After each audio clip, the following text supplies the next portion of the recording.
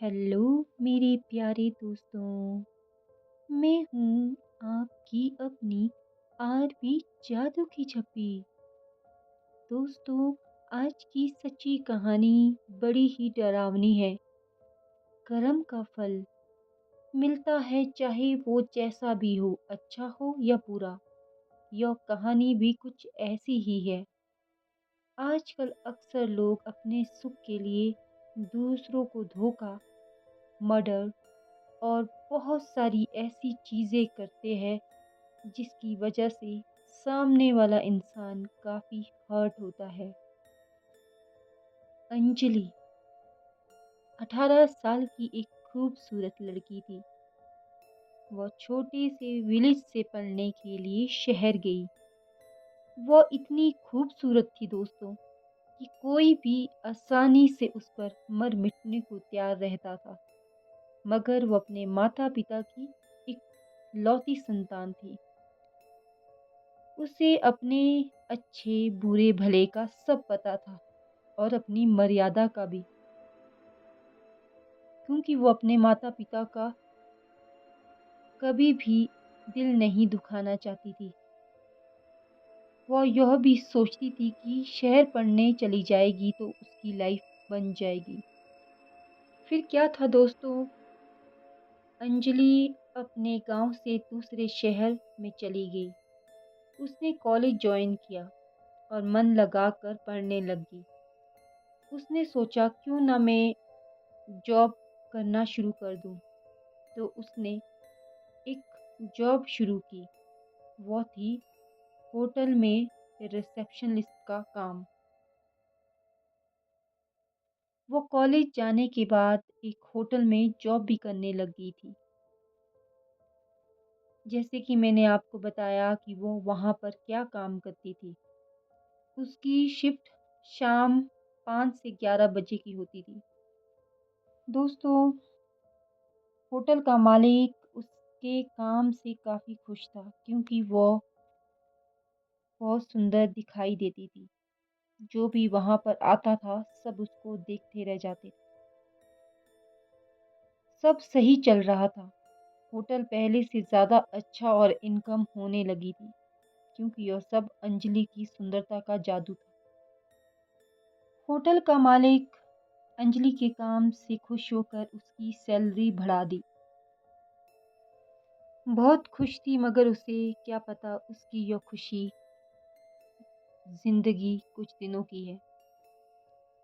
अब होटल के मालिक को काफ़ी बड़े और गंदे ऑफ़र आते थे कि वो अंजलि को एक रात स्पेंड करने के लिए उनके पास भेजे, जिसके लिए वो कोई भी कीमत देने को तैयार थे। उसी होटल में एक राहुल नाम का 28 साल का लड़का काम करता था। वो उस होटल का मैनेजर था।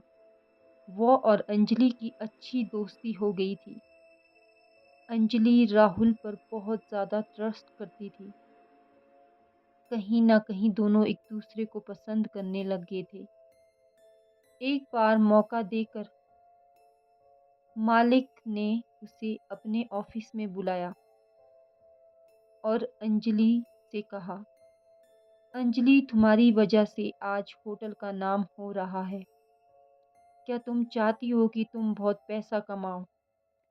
अंजलि ने कहा, हाँ जी सर।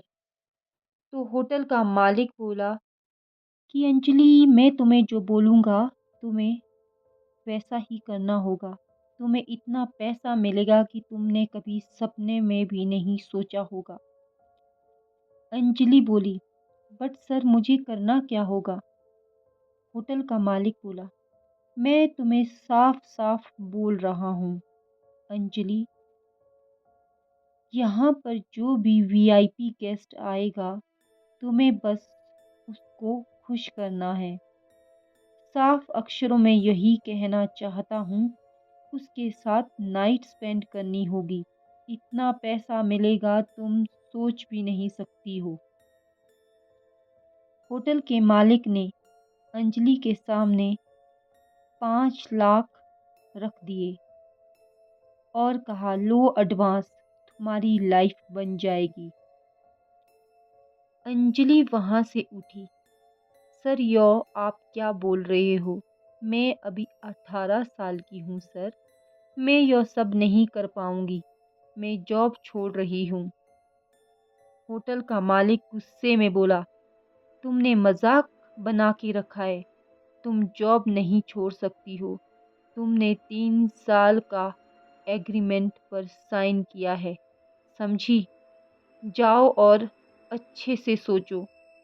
अंजलि रोते हुए वहां से चली गई। उसने राहुल को कॉल किया और उसको सब बताया। राहुल बोला कि तुम टेंशन ना लो, मैं सर से बात करूंगा। अब होटल का स्टाफ, होटल का मालिक, कोई भी अंजलि से ठीक से बात नहीं करता था। राहुल भी उसे काफी हद तक इग्नोर करता था। 2 मंथ से उसको सैलरी भी नहीं मिल रही थी।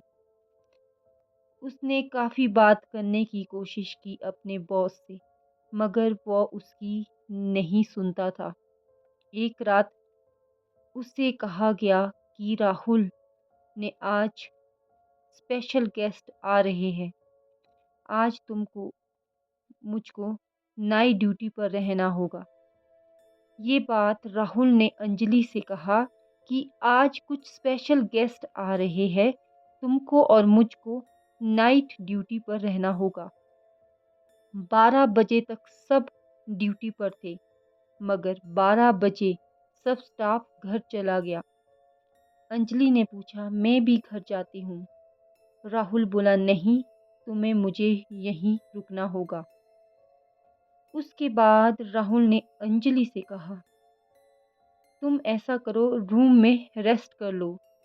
चलो मैं ले चलता हूँ तुमको वहाँ पर। रूम नंबर 501 में राहुल उसे ले गया। वहाँ अंदर कम से कम 10 से 11 लोग बैठे थे। साथ में उनका बॉस भी था। अंजलि बोली, राहुल तुम मुझे यहाँ क्यों लेकर आए हो? राहुल बोला, मैं तुमको इन सब से मिलाने को लेकर आया हूँ, क्योंकि तुम इस होटल का स्टाफ हो तो तुम्हें पता होना चाहिए कि यहाँ पर कौन आता है। राहुल अंजलि को सबसे इंट्रोड्यूस करवाने लगा। अंजलि के दिल में डर था। वह चुप थी। वह राहुल पर ट्रस्ट करती थी, इसीलिए वह उसके साथ बैठ गई। राहुल भी ड्रिंक करने लग गया। ड्रिंक करते करते राहुल बोला, जाओ तुम रूम नंबर 502 में आराम करो। उधर अंजलि की माँ अंजलि को कॉल कर रही थी, मगर अंजलि ने कॉल नहीं सुना। कॉलेज में भी अंजलि की दोस्त रुचि को कॉल किया तो उसने बताया कि आंटी अंजलि नहीं आई है आज कॉलेज।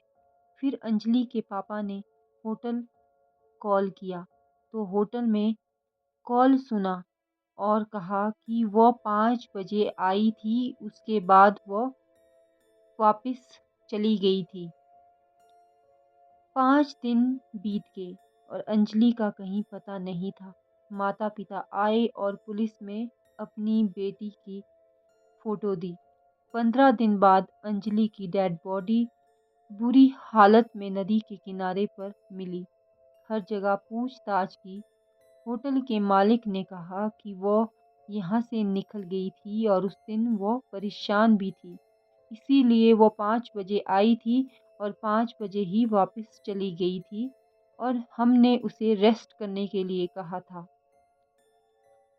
हमें बस यही पता है। और उसके रूम में एक सुसाइड लेटर भी मिला जिसमें लिखा था कि पापा मैं अपनी लाइफ से दुखी हूँ, इसीलिए सुसाइड कर रही हूँ। पुलिस ने केस बंद कर दिया, सारे सबूत मिटा दिए और बॉडी का पोस्टमार्टम तक नहीं किया। उसके माँ पापा चिल्लाते रहे कि हमारी बेटी सुसाइड नहीं कर सकती है, वो बहुत हिम्मत वाली थी, मगर पुलिस ने एक ना सुनी।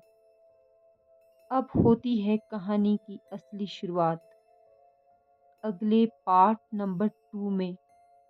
अगर आप जानना चाहते हो अंजलि के साथ क्या हुआ, कैसे हुआ, क्या उसकी किसी ने हत्या की या सुसाइड किया, जानने के लिए नेक्स्ट पार्ट ज़रूर सुनें।